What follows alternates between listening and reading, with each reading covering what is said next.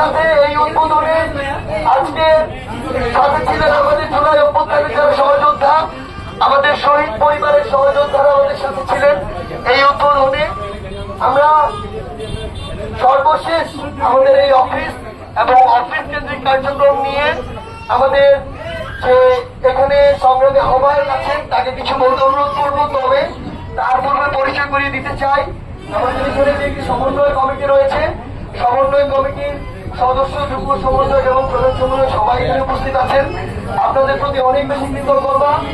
আমরা যেমন একটি অফিস বাংলাদেশের প্রত্যেকটি উপজেলার প্রত্যাশা করি, এই দেবীগঞ্জ উপজেলা পঞ্চগড় জেলার এই উপজেলার অফিস তেমনই সুন্দর একটা অফিস। এটার জন্য আপনাদের ধন্যবাদ প্রাপ্য। আমি আমাদের প্রধান সমন্বয়কারী মাসুদ পারভেজ ভাই সহ সবাইকে এটার জন্য ধন্যবাদ জানাচ্ছি। এ পর্যায়ে আমি সংক্ষেপে শুধু অফিস নিয়ে কিছু বলার জন্য অনুরোধ করছি আমাদের সংগ্রামী আহ্বায়ক জনাব তাহির ইসলামকে।